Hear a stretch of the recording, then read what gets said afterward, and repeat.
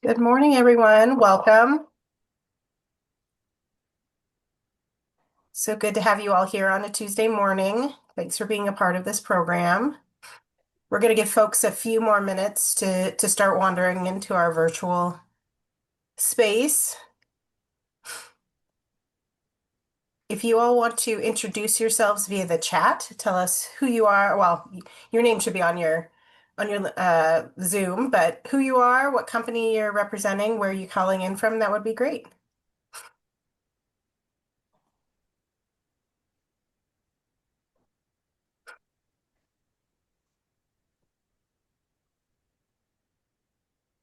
I can start. Can you hear me? Oh, if you want to put it in the chat, I'm gonna have folks put it Oh, in. sorry. Yeah, Thank you. it makes it easier.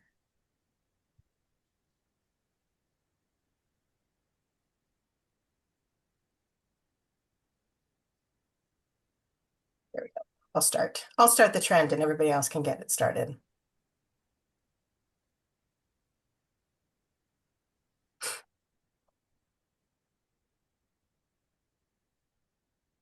Awesome. Well, let's get going. There's a lot to cover today. We're super excited to have our friends from First Tech Insurance here. Um, OEN, by the way, I'm Riley O'Brien, Associate Executive Director with OEN.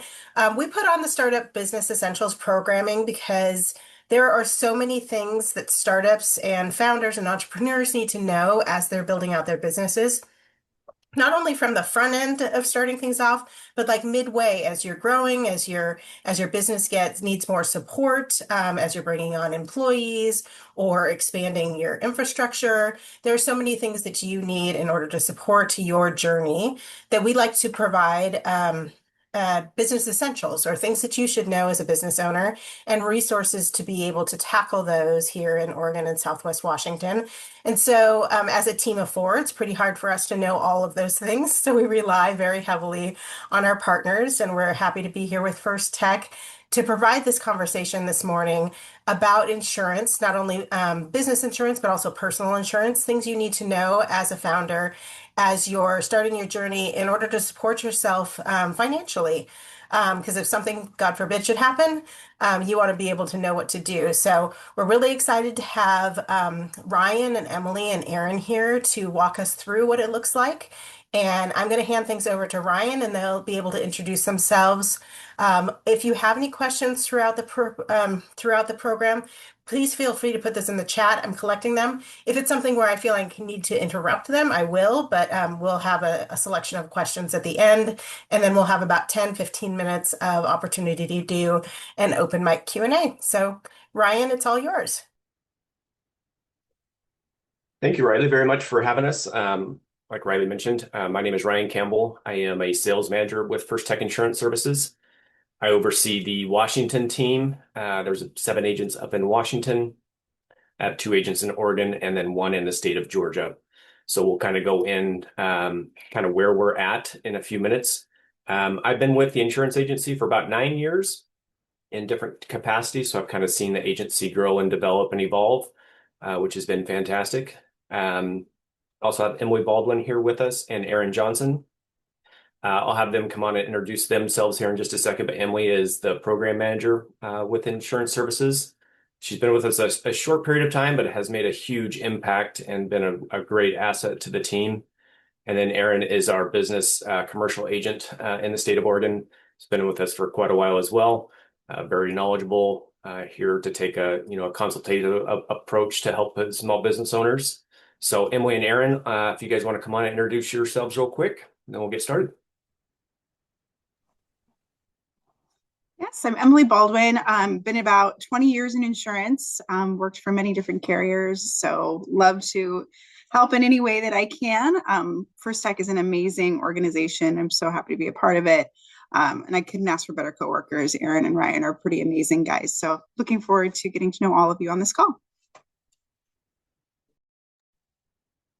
Good morning, everyone. Aaron Johnson here. Um, Ditto. First Tech has been an amazing organization to be a part of.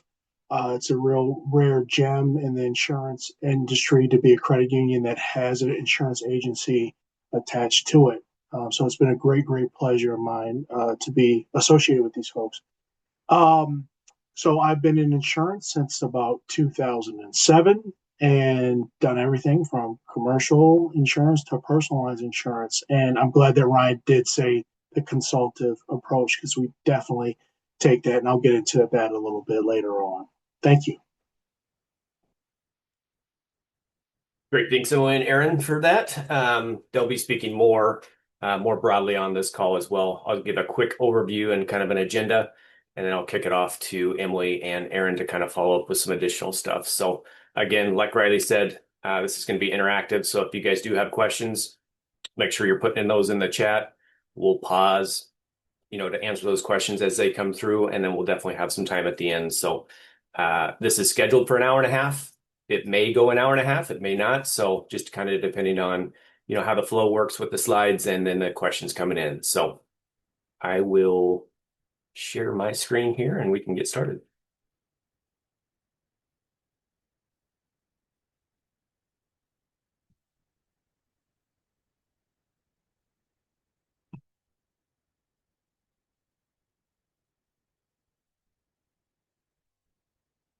Let me know if you guys have my slides there. Looks like they're coming on board. There we go. It's not slide. There we go. Can see it. Got it okay? Excellent. Okay, so protecting what matters the most. So we're going to be talking about personal and small business. Again, here's the team spotlight. You want to go to full Definitely. screen, Ryan? I think that if you Yeah. look at the bottom. So not full screen. No, sorry. I think it's. Sorry, we're used to Teams, guys. Yeah, right. I know this is kind of different with Zoom here. Let me end this. Sorry.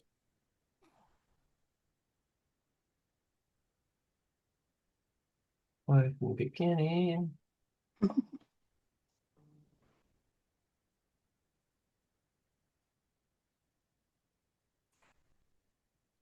Emily, is that full screen now? You stop sharing. Okay. Well, Might have been the screen that you selected. I think you were on the presenter screen. So if you just choose a different screen that you're using. I was about to say the same Okay. thing, man. Let me get back. Sorry, guys.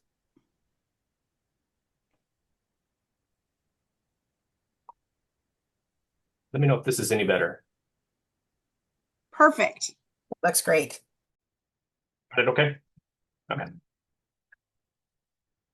Okay, we already did the team spotlight here with Emily and Aaron and I. So the agenda, kind of what we're going to cover today. So I'll take us through kind of First Tech Insurance Services as a whole, kind of who we are, where we're at, and kind of what we do. Emily's going to talk about the importance of umbrella coverage. So some fascinating slides on that. It's definitely a coverage that's well needed and definitely something to consider. And then Aaron's going to hop in and talk to our small business and commercial different product lines. So who we are. At First Tech Insurance Services, we help our members make informed decisions about the types of coverage and policy limits that will best protect the people and the things they value the most. This is a very important piece for what we do here at First Tech. We are not order takers. We definitely want to have discussions, go through the educational process and making sure that we're placing you guys in the best situations possible to protect your assets and the things that you need to protect your livelihood. So definitely important piece of what we do. We are an independent agency. We are not a captive company. Independent agencies, we have access to several different carriers and product lines. And this really does help us place those risks in the areas that we need to have the best protection for them. We focus on value. We understand that price is definitely important, but we are going to make that educational consultative approach and making sure that we place you guys in the correct positions that will definitely have the protection. This one is a very important piece. We have 17 licensed sales agents. We also have 13 licensed service agents.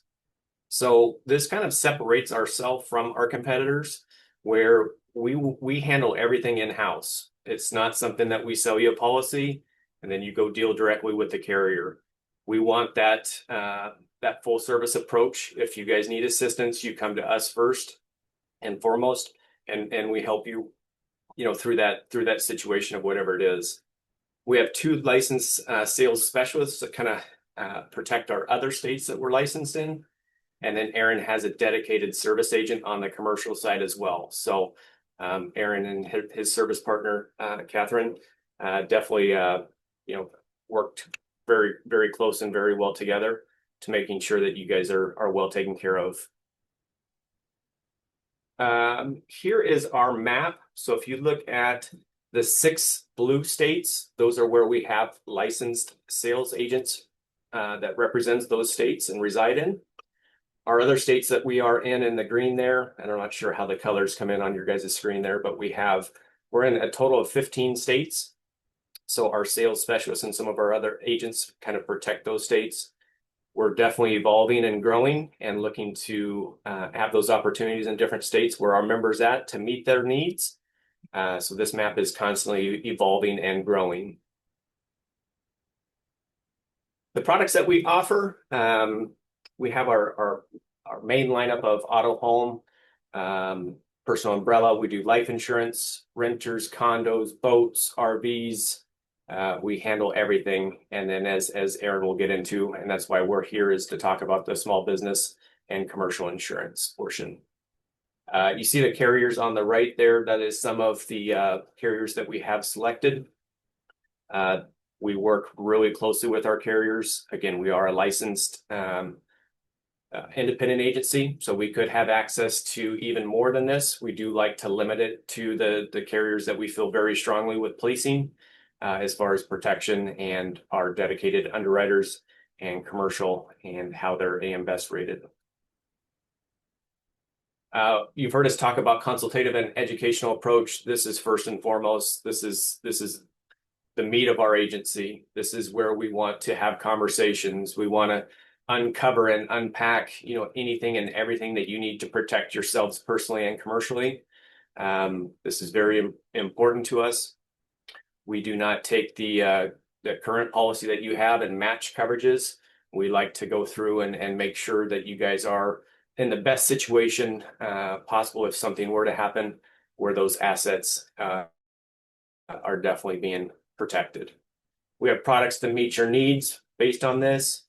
Aaron will go through a lot of different things as he's doing his full analysis of the business and kind of what the coverages and protections that you need.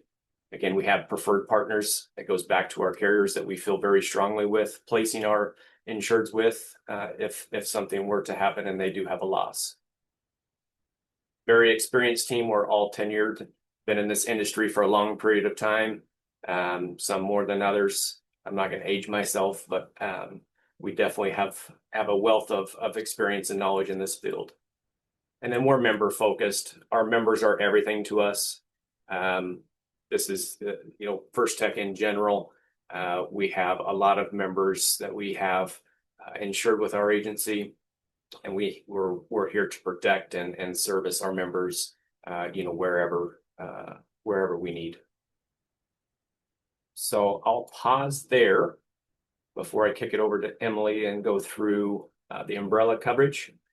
Any questions at all as those first few slides come in? If not, we can kick it over to Emily and continue on. All right. I have a quick question, actually. So I know this is kind of covering insurance for small businesses, and I was looking kind of at the list of insurance coverages, automobile, home, personal, for a small business, and as a novice to insurance. Is the small business portion of insurance fall under the commercial side of the insurance on that list that you were sharing? Yes, Oh, it does. yes. Go ahead, Aaron. Sorry about that. We need to have a signal with each other. No, thank you for that question. It most certainly does. The great thing about our organization is the breadth and width of the carriers that we associate with. we have so many different carriers that we've aligned ourselves, like Brian Tell said earlier there, AM Best rated. But we have a vast assortment of carriers that we can work with to match coverage, whether you're a small starting out fledgling business or you're established medium or large company. Thank you. Great question. Thank Thank you. I'm putting up my physical hand instead of hitting the button here. Um, So if I have a small business, and last year we were kind of rocked by the high cost of our insurance. It actually almost superseded our revenue. Again, starting out small business. Can you do an assessment? And is there an email that we can, or some contact information where we could sit down and talk to you? If you could leave that today, I think I'd be interested in talking further. Short answer, yes. What we're going to get into is, that's an excellent segue that you bring up. We're going to actually get into those points here and answer those directly Great. For you, if that's all right. Yeah, please. Thank you so much. Yeah, absolutely. And we'll make sure you guys have all of our contact information, so you'll have that at the end. And I think Riley's going to send that out after the call. So definitely keep us in touch, and Aaron would be more than happy to reach out at any point. So, but to his point, we'll continue on, and I think some of these next few slides may answer a few of those questions, but if not, definitely put them in the chat or raise your hand, and we'll stop along the way. So Emily, I'll kick it over to you to continue on. Perfect. Thank you. All right. So I'm going to go into umbrella coverage and why it's essential on a personal as well as a business side for business owners. I think it's such a crucial product that a lot of people are unfortunately not utilizing. So personal liability umbrella coverage is like having a financial safety net. So it's above all of your personal insurance policy. It provides excess liability coverage that kicks in when your standard policies meet their liability limits. So I'm just going to give you a brief insurance lesson here. You know, if you have your liability limits of say 100, 300, 100, the max they're going to pay out per person is 100,000. 300,000, I'm sorry, 100,000 per person, 300,000 per accident, and 100,000 in property damage. So anything in excess of that, you become self-insured for. So what's really important and very smart to do is to increase those liability limits and purchase yourself a personal liability umbrella policy. So they cover attorney's fees, court costs, and other legal expenses, often without reducing your policy limits. But the caveat to this is they don't cover business liability.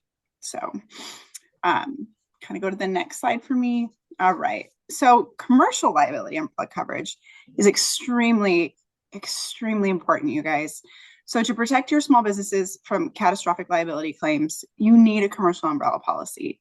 It provides an extra layer of liability protection that kicks in after your other commercial policies have reached their limits, such as your CGL, your commercial general liability, which covers injuries to third parties or property damage on your business premises, your commercial auto policy, which covers accidents involving company vehicles, and your employer's liability insurance, which protects against liability from workplace injuries that are not covered by workers' compensation.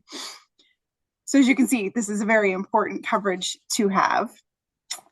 So why it's essential, it prevents a single large, I think we went one, there you go.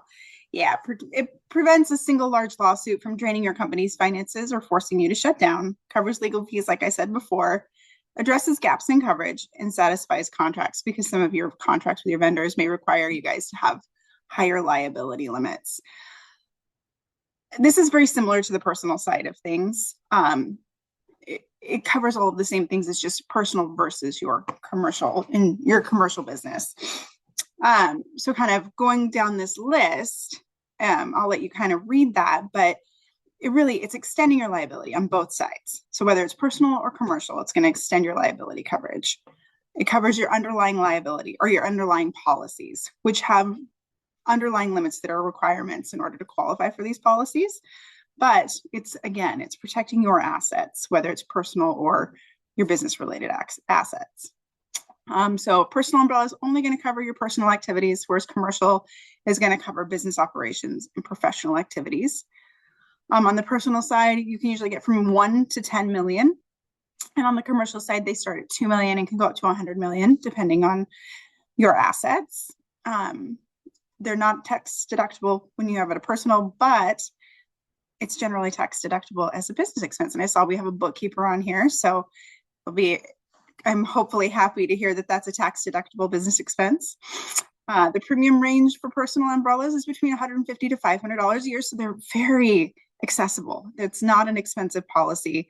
And same with commercial, $40 a month for $1 million in coverage, roughly. But that peace of mind that you have from that level of protection. And it's rarely required on the personal level that you have a personal umbrella, unless you're a realtor. That's a common one where you really should have an umbrella policy. But commercial, it often is required by clients or contracts, especially if you're a contractor. All right. And actually, does anybody have any questions about the umbrella side before I kind of pop into this LLC portion of my slides? If you do, feel free to pipe up and speak up. I have another question. Go for it. So I'm getting into a property management business, and so it is kind of on the realty side of things, although I don't have the real estate agent's license. It's just property management. Would you recommend that falls under the same category of real estate, that I would then need both personal and a commercial umbrella? Are you driving people in your car? No. Okay, Aaron, go ahead. I saw you unmuted, so go ahead, Aaron. I'll let you answer that. You answered. You were going right where I was going. So yeah, really with commercial and personal lines, you want to look what if you're driving clients as far as your commercial auto, and as far as covering your properties. We run into this a lot. If your properties are still in your name, your personal name, those can be on a personal lines policy, a regular tenant or landlord policy. Then your personal umbrella would cover that risk. If your homes are put into an LLC or a trust, that may trigger a need for a commercial underlying policy. So a landlord or a lessor's policy would be your primary policy. And then you would have a commercial umbrella on top of that. Okay, yeah. Okay. Thank you. Very welcome. Of course. The reason that we're segueing now into an LLC is from that question right there. You know, when you start to kind of mix personal and business, you want a definitive line, not a line in the sand. You know, this is a wall that we're going to separate the two completely. And that's to protect you. I'll kind of go on to the next slide, because I'm very passionate about this, and I hope a lot of business owners are aware of this. And I feel like, unfortunately, some are not. So that's kind of why we've included this today. So a top reason, you guys, to form an LLC is if your business faces debts or lawsuits, it protects your personal belongings. It's so important to separate the two. Can't, advocate for that enough. I'm sure Sanjay would agree with that statement.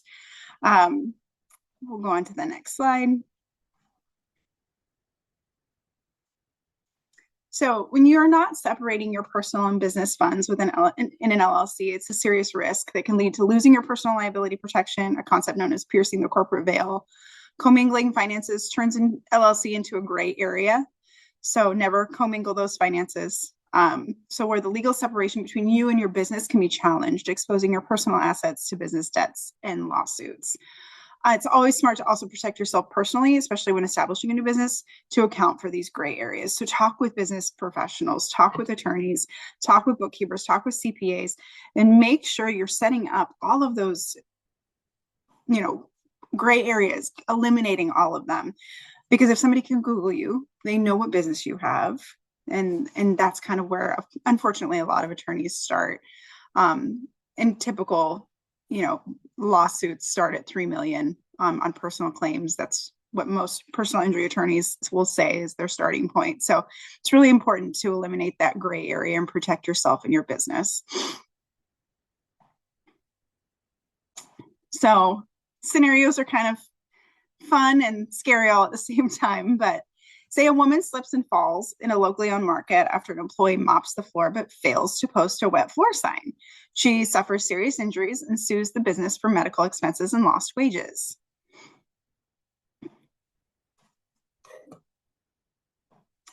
So the outcome of this is the market's general liability insurance covers part of the claim, but the total judgment exceeds the policy limit. The plaintiff's attorney argues that the owner personally was negligent in failing to implement adequate safety policies and training. Because the owner was a sole proprietor, not operating under an LLC or corporation, the court holds the owner responsible, personally liable for the remaining damages, and the injured customer's lawyer files liens against the owner's home and personal bank account to satisfy the judgment. So again, this is why it's so important to form those LLCs, to eliminate any of that gray area, to make sure that your businesses are completely separated from your personal side of things.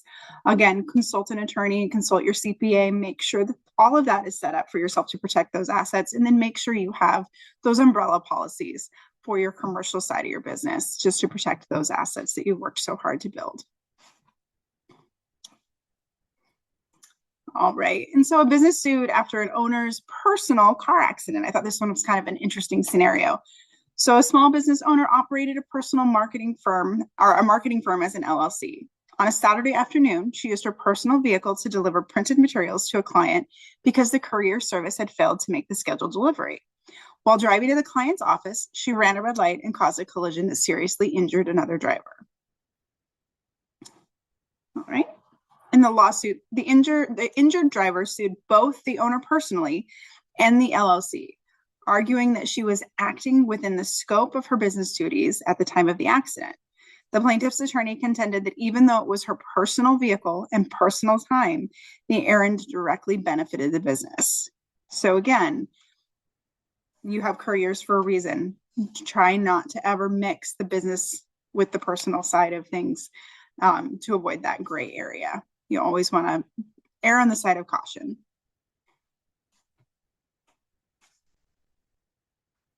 So the legal outcome of this particular case is the court allowed the lawsuit to proceed against both the individual and the business. The business's commercial general liability and hired non-owned auto insurance were triggered, but coverage limits were insufficient to cover the full judgment. Because the owner was directly involved, the act was connected to a business purpose. The court found the business vicariously liable under the doctrine of respondent superior, and an employer can be liable for actions of an employee or owner done in service of the business. So even though this was in fact the business owner, if you direct your employee to do the same in their personal vehicle, again, it's going to commingle and it's going to potentially affect that business as well. So always keep these things in the back of your mind and know that that is a potential. And is this risk worth what could potentially happen, what the outcome could potentially be? So just keep those things in the back of your mind, but also make sure you have the insurance policies to protect yourself if something like that were to happen. So the result was that the injured party recovered damages from both the business and the individual. The owner's personal umbrella policy ultimately provided additional coverage once the business policy limits were exhausted. So in this scenario, they were adequately insured. They were able to be protected. But you can see how when the gray areas exist, how you open yourself up for more liability. So I hope if you take anything from this, that it's that you never want to play in that gray area. You want to make sure that you have adequate insurance protection to protect you from these kind of incidents, but always talk about that gray area. Have those conversations with your business professionals in your life, and make sure that your businesses are protected. Any questions?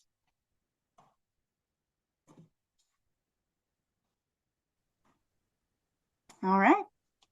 Thanks, Emily. I appreciate that. And yeah, good content there. And I know those umbrella policies, for what they do cover, they are such a minimal cost on the outgoing side of it. So really, take advantage of Aaron and ask those questions towards him, when that time comes, because that's definitely a policy that's definitely well needed, and definitely starting to see it more, in our day-to-day than we ever have before, with lawsuits and other things going up. So very inexpensive policies for the protection that those cover. So very important on a personal side and definitely on the commercial side. So Aaron, we'll kick it over to you, and I'll get your slides queued up here. So.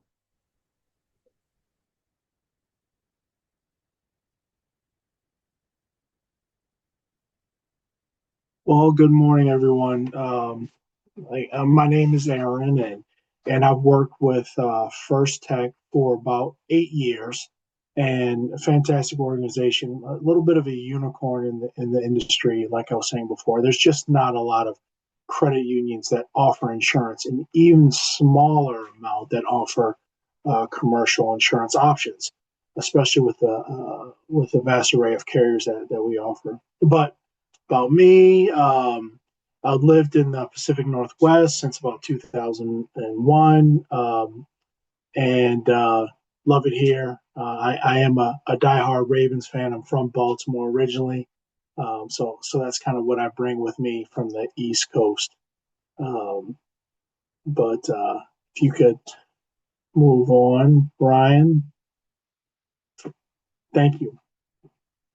So what I really appreciate about what Emily and Ryan brought up is the way we approach insurance, that it's tailor made and a consultative approach to it.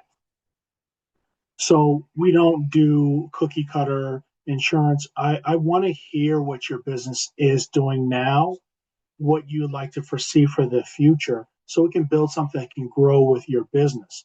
That's very important because situations change. The gentleman mentioned earlier when he asked a question. Your business changes all the time. I see that a lot, and we have that flexibility to do that with you.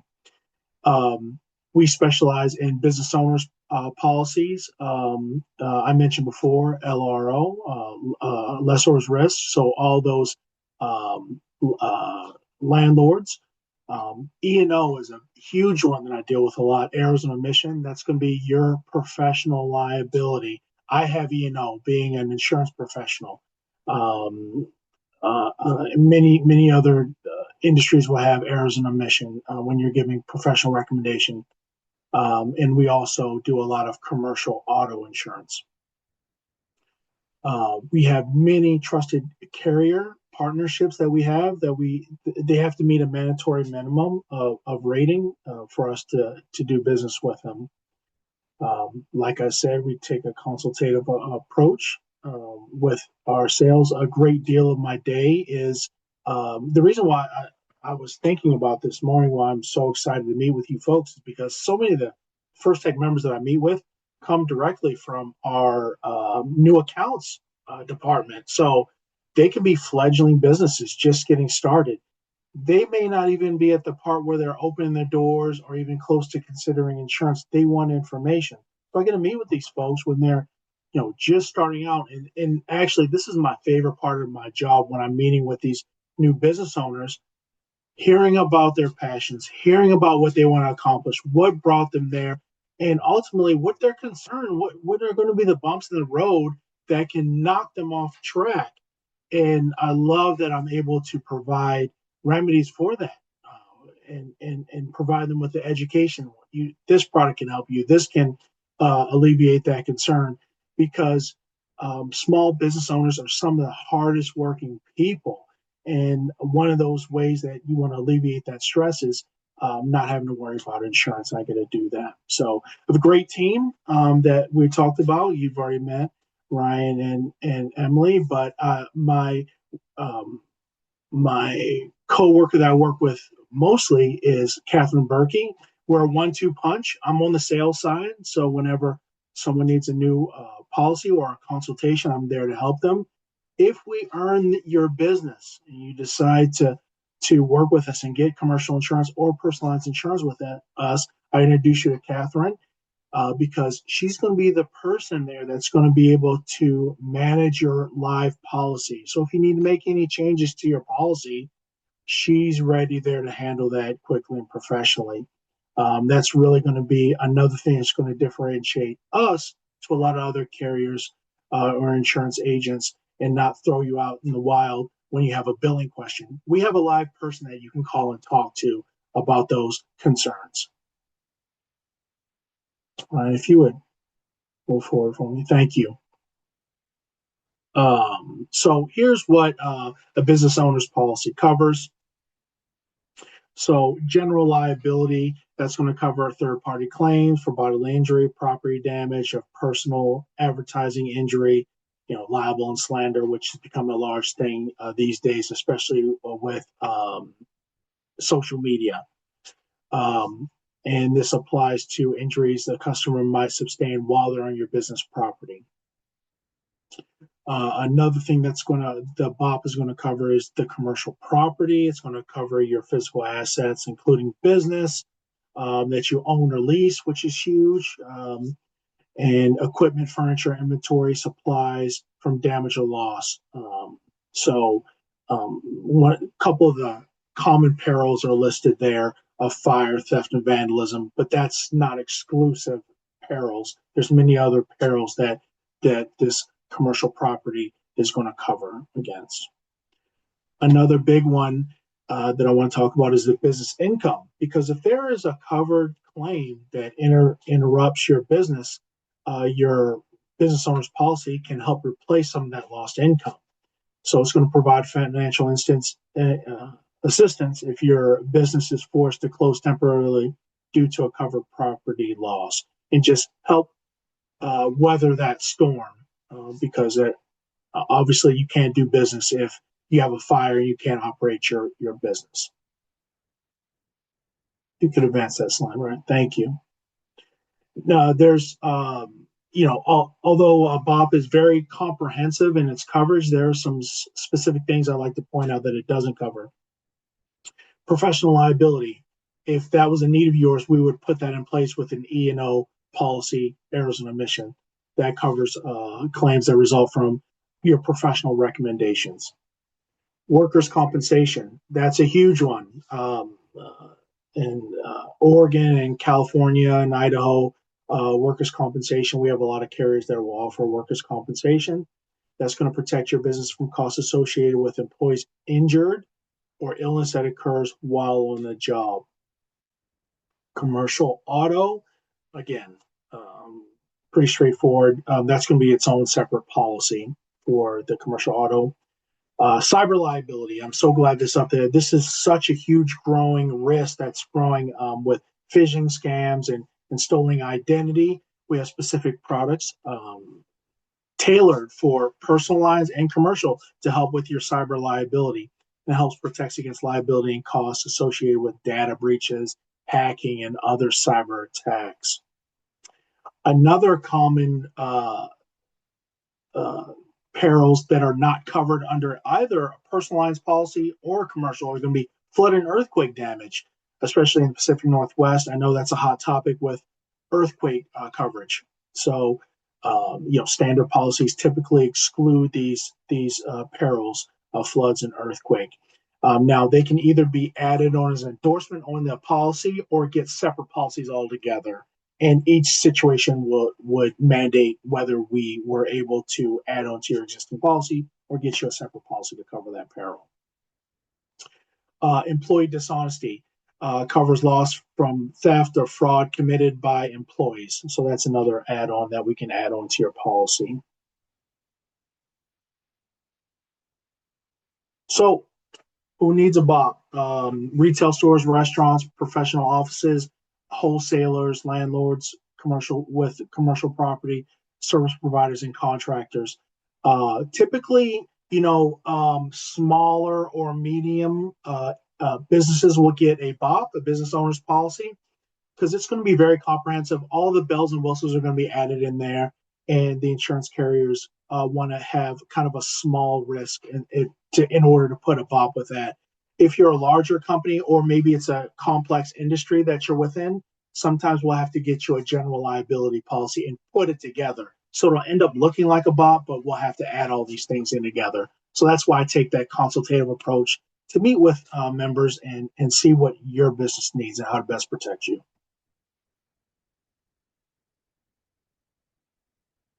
Love to hear any questions that you have so far. Yeah, I dropped one in the comments. Again, with the property management side of things, I was wondering if E&O would would be important to have as someone who I'm not necessarily looking at having employees. I am using a network source here, local contractors and such. Would my recommendations of contractor use fall under like an E&O? Or would it be good to So have? I just want to make sure I'm understanding. Are you a landlord? I am a landlord, but I am also getting my property manager's license, in which I will be managing properties for different commercial investors and real residential investors in my community. Absolutely. That would fit perfectly with the Arizona mission policy. Anytime, to simplify it, anytime you give a professional recommendation, you want to have an Arizona mission policy to cover you. Whether you're recommending contractors to fix that landlord's property, or you say go with this vendor or that vendor or do this, you're making a professional recommendation. Whether Excellent. you're in the tech world or whether you're in business management, you want that to protect yourself because a BOP nor GL is going to include Arizona mission. Excellent. Thank you. Yeah, that answered. Yeah, great question. Thank you.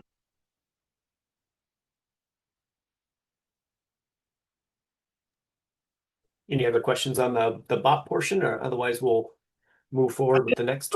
Back to that great question that gentleman asked before. I think it was Armand. If I'm got your name wrong. Yeah, you got it.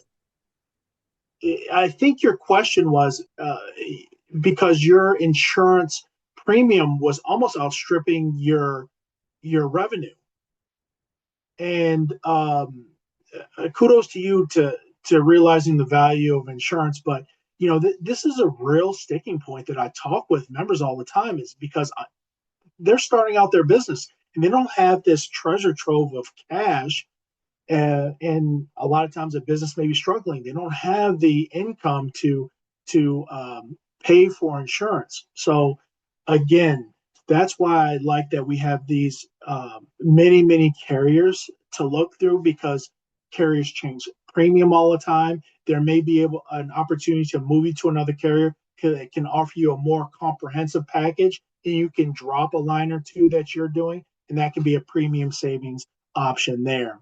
But we always try to take a look at it. Every time a policy renews, we don't just auto set it and let it go, let it go, let it go. Catherine Berkey, I mentioned her before. She's our service agent. She does commercial lines and personal lines. She takes a hands-on approach every time a policy is renewed to take a look at your policy, to review it and say, we've reviewed your policy. Here's your renewal. Here's why we suggest that you keep the policy. Or we see, hey, we noticed that your policy is not covering you adequately. Let me put you back in touch with Aaron. He's going to do a more exhaustive review of the different carriers out there and maybe search for a new policy for you. Did that answer your question? Was there anything else that you mentioned in there? No, I think that helps. I think I have a unique food business, and there's also a mobile truck that goes in. So I think both do you do vehicle insurance? Is that also part of your, yeah. And that's what I'm looking Absolutely. for. I'm looking for somebody that can help figure out what I need, get me a good competitive price so that I can stay in operations. And as we grow, I'm sure, it will increase. But yeah, thank you. Thanks for answering that.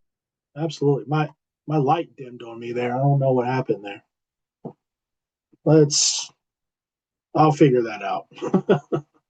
Well, to speak of the food truck, we absolutely do a lot of food trucks. I mean, being in Oregon, I happen to insure in 7 states, but absolutely food trucks is definitely in our wheelhouse. Covering the actual van, because there's permanently attached items into even trailers. There's a lot of food trailers. And the spoilage of the food, and also we can do liquor liability and cover your employees. So definitely excited to chat with you and even take a look at your policy that you currently have. I'll drop my name and email in the chat. Thanks. Beautiful.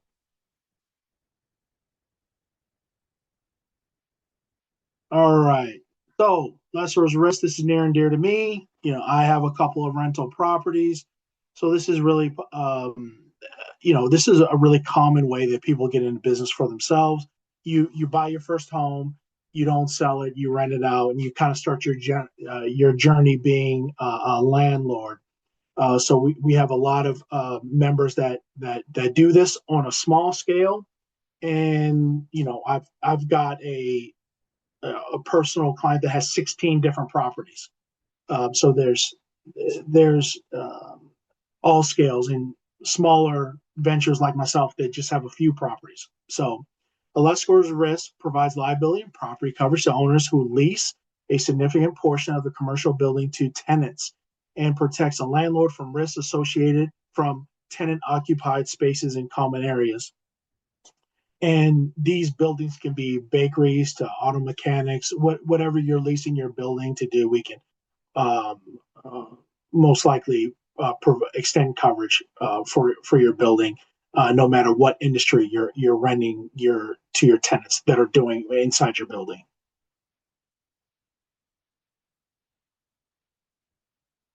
Okay, so coverages, the most common is going to be your slip and falls in common areas, hallway stairs and parking lots, injuries on property, damage resulting from poor maintenance in areas that the landlord controls. And the most significant one, and which I think is really overlooked, is the legal defense costs associated with a tenant lawsuit. Because a lot of times I speak with new business owners or people trying to justify, why am I paying for insurance when I'm not making that much money, is that quite frankly, we just live in a litigious society. You don't really need a good reason to bring a lawsuit against someone. And the great thing about a general liability policy or a BOP, it not only covers if there is a judgment levied against your business or yourself personally, it can help cover those legal defense coverage, which is huge. That's a huge amount of money that can be saved for you, an expense that I know personally I would not like to cover personally. Commercial property coverage. This is a vital part of comprehensive LRO policy, as some lessor's risk only policies do not cover damage to the building itself.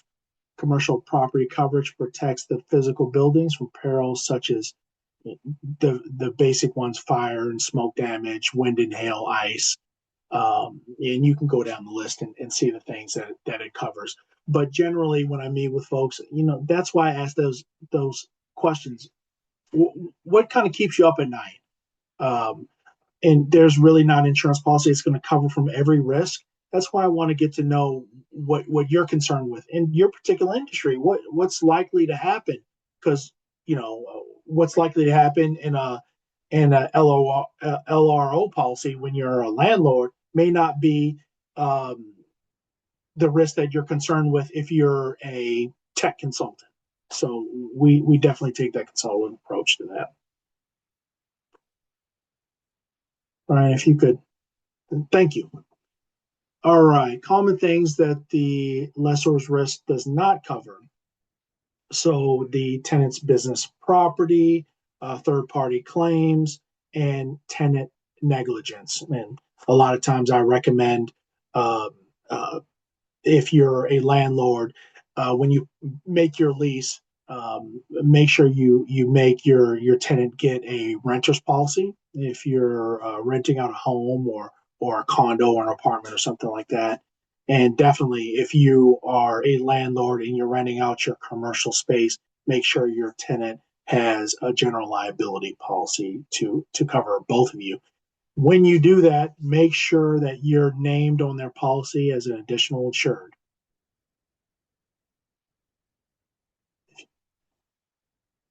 All right, why commercial landlords need lessor's risk? Obviously, it's going to protect your investment. For me, this is a main portion of my retirement is my rental property. So it's going to protect the owner's financial investment in the commercial property against claims from tenants. fulfills lender requirements. I have a couple of mortgages on mine, and I'm mandated to carry that coverage for my property. So many commercial lenders require lesser risk insurance as a condition for the loan. And this is going to fill coverage gaps, provide specific liability coverage for the unique risk of a non-occupant building owner, such as liability in common areas that a standard commercial policy property coverage may not cover. So it covers legal costs. We went over that.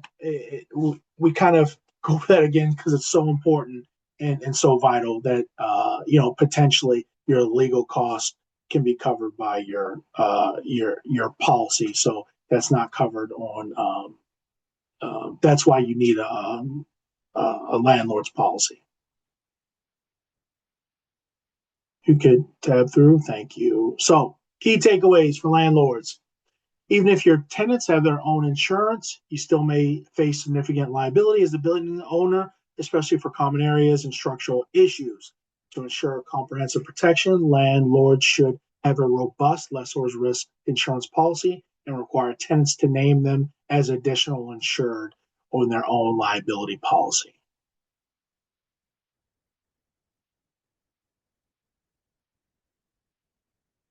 All right, love to hear any questions if we have any out there.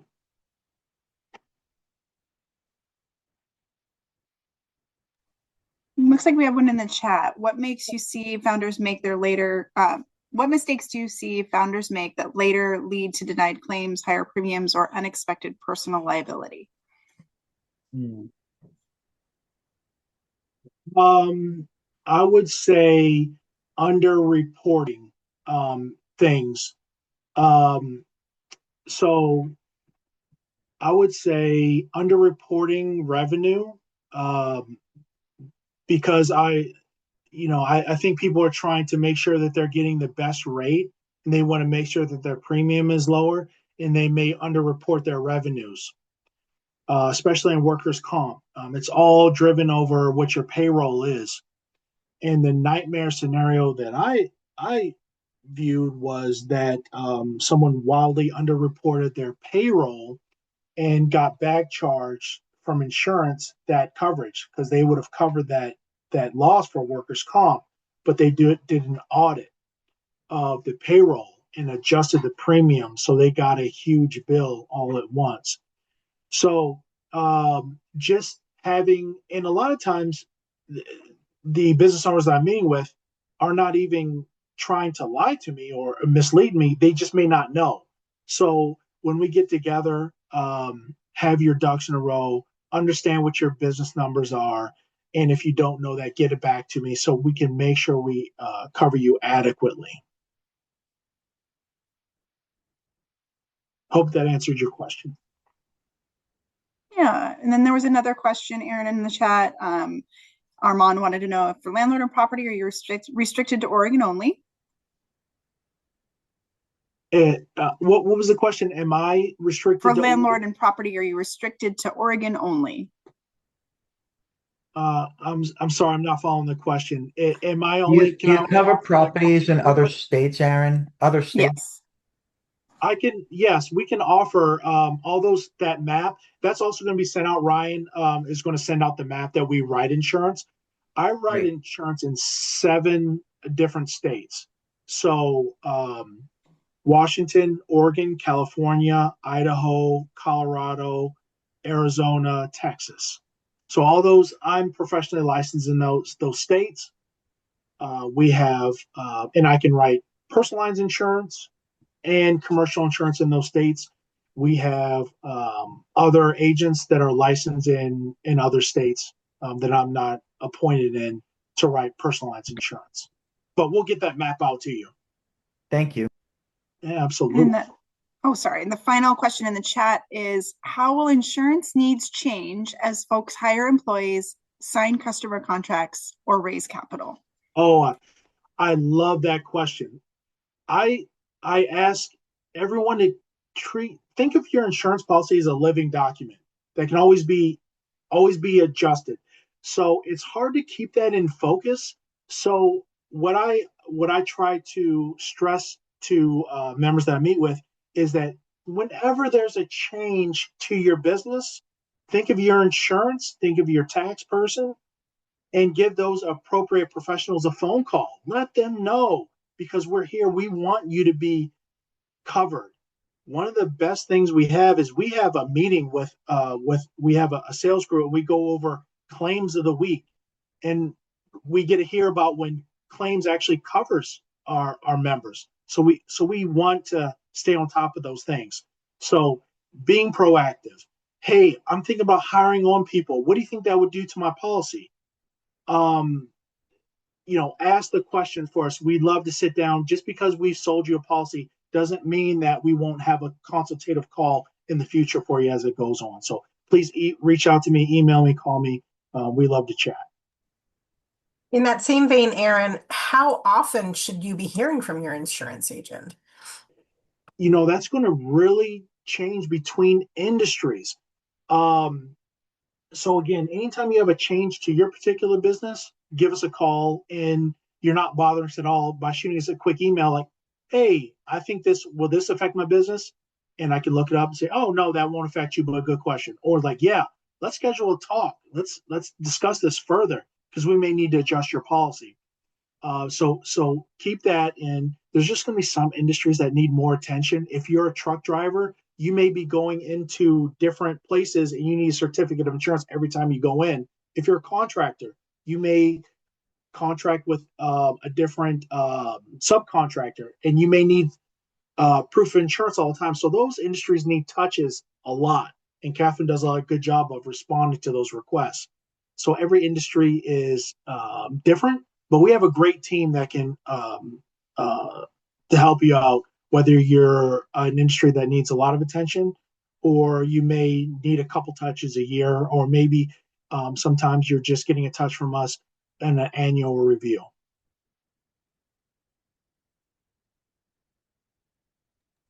That's great. Thank you. Great questions, guys. I was just going to say the same thing, Aaron. Great questions. Keep them coming as they come in. Aaron has one last product that he would like to kind of go over with errors and omissions. So again, kind of keep your questions, chat them in the chat. We'll have time at the end. So keep them coming because these are all great questions that we can all learn from each other on these. So keep them coming.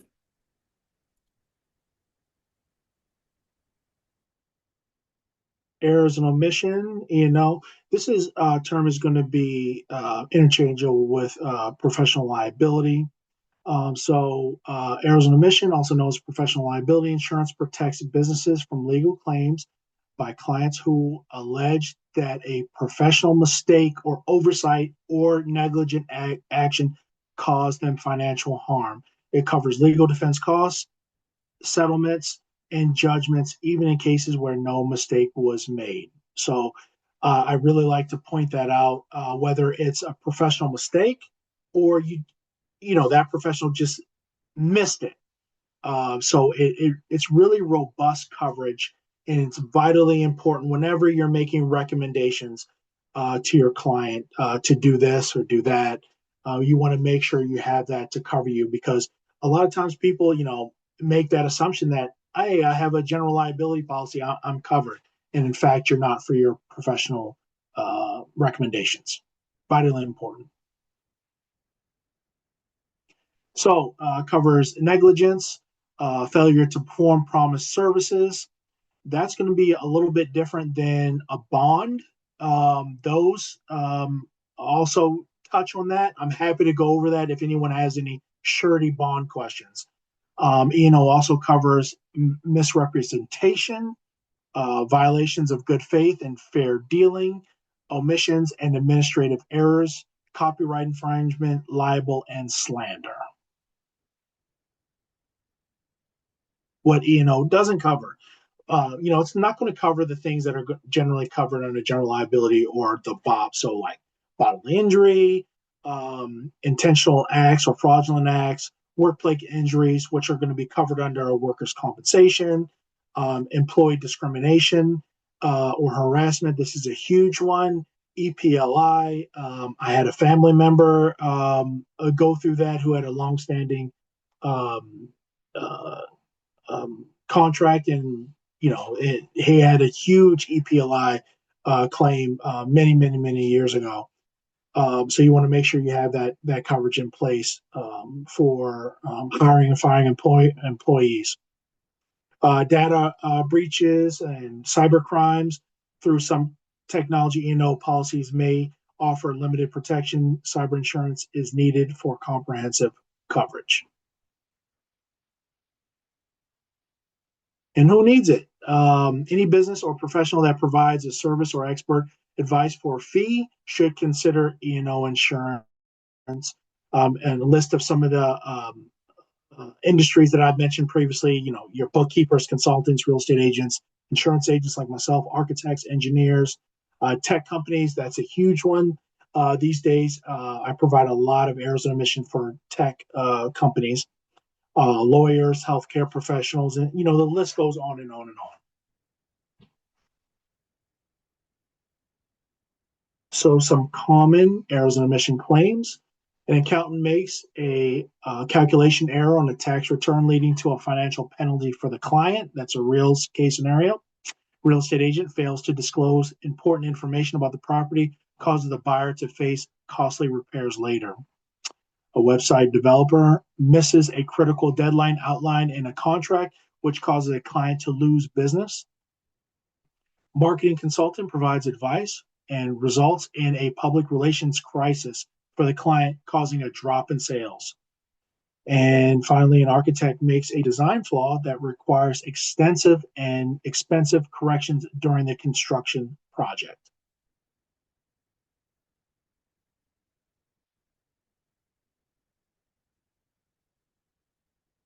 So, again, it's been some fantastic questions so far. Love to have any other questions.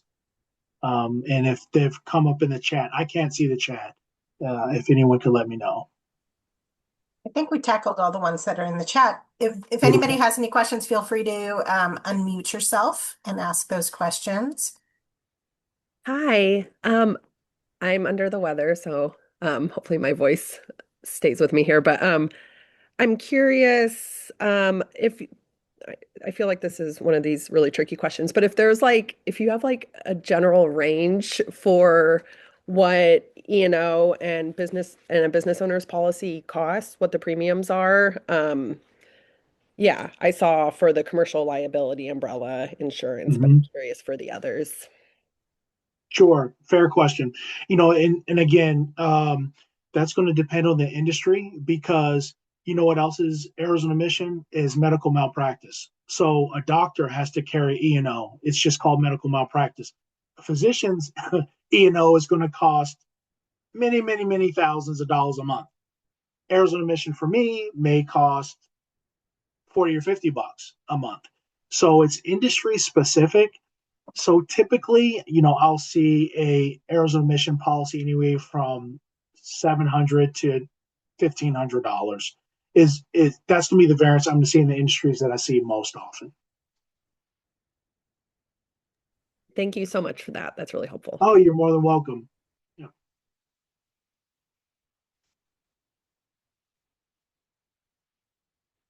Emily, I can't see the chat either. Is there anything else in the chat? Yeah, there's nothing there yet. I'll jump in.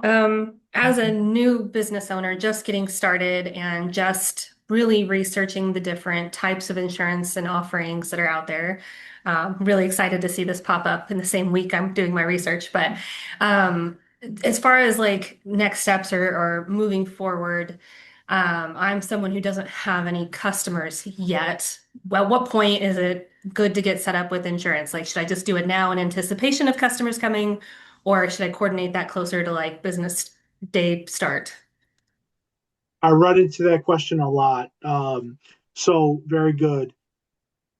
You want to make sure that you have liability coverage in place before you sign any contracts with your client. So if you're in an industry where you're providing consultation, you may not have any clients yet, but you may have a meeting February 14th to sign your first client.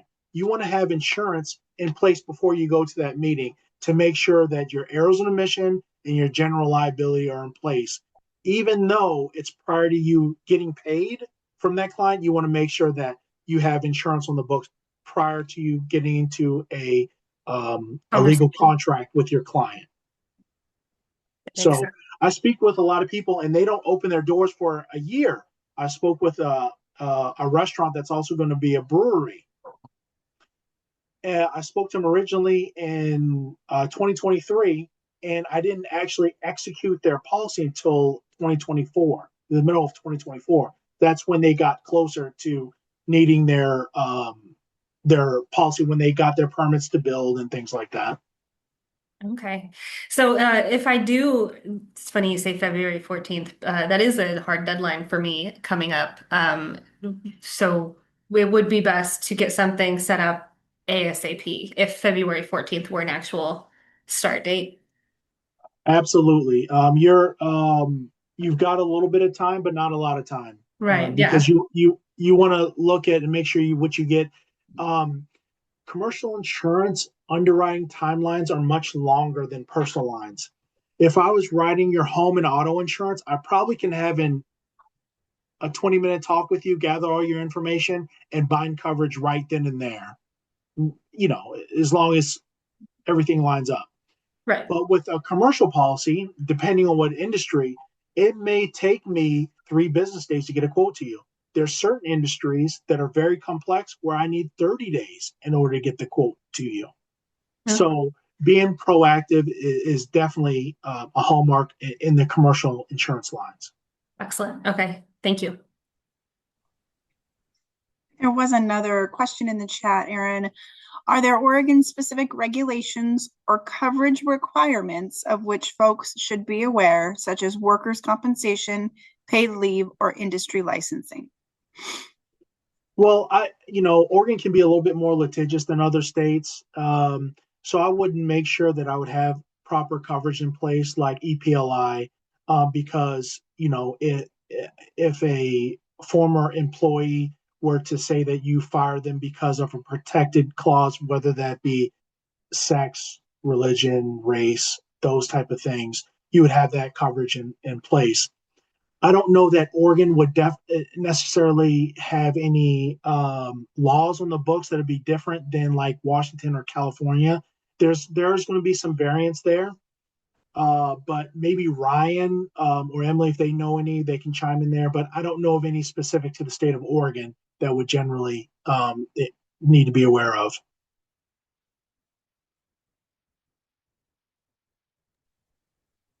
I threw up a link to your to First Tech's article about employment practices and liability insurance. It's in the chat, so folks can take a look at that. Excellent. And a lot of times, because in my emails, there's a link to my calendar. A lot of people that I have insurance with, they have a question and it's more complex than an email. So they want to talk with me.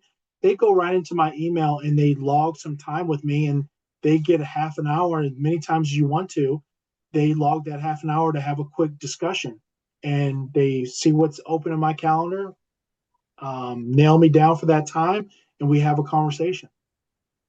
Right. Emily put that up in the chat, and then I'll also put that in our email that goes out to attendees of this event so that they can schedule time with you directly. I know we have some folks who are not in like the Portland metro area. Does being a rural business owner have any like special needs? Well, I guess it would be if you're a lot of times areas that are a little more rural can be more flood prone. You want to be wary of that. So I guess it would depend on the specific area where it is. So I'm over here on the beach with all the ocean air. that's a great example. Worry about tsunamis and things like that you wouldn't necessarily be concerned about in the middle of Oregon. That's high desert. So I guess it would be regionally, as far as weather and the type of things that go on there. Great. Any more questions for Aaron and Ryan? No, I have my appointment booked. Thank you guys so much for your time. That's fantastic. I think that's the quickest we've ever had that happen. That's great. Love to hear that. Yeah. No, thank you so much for your time and answering all our questions. I very much appreciate it. Learned a bunch. That's excellent. And Riley, we appreciate you giving us the opportunity to come on today to get in front of the group. I mean, greatly, greatly appreciate it. Some really good engagement, some really good questions, appointment set, which is absolutely fantastic. And I know Aaron is here to help answer any questions or navigate what you guys have going on. So use his link here, and we put it in the chat. This email will go out. So there's a variety of different areas to gather his information and get in front of him. So appreciate everybody's time, attendance. This is fantastic. So thank you again. Great. And we really appreciate you all for sharing your insights and experiences with our community. Because again, this isn't something that you can normally just Google. Having you all be able to share from your experiences and then us being able to ask questions is amazing. So this again will go out as a recording to everyone, so you have it in perpetuity. And then we'll also include information on how to connect with Ryan, Emily, and Aaron, especially making an appointment with Aaron to talk about your specific needs. But again, thank you everyone for being with us on this Tuesday. Reach out to anyone on the OEN team if you need anything from us or our community. And hopefully we'll see you at future in-person and online events. Have a great day, everybody. All right. Thanks, everyone. Thanks, everybody. Bye-bye. Thank you. Bye.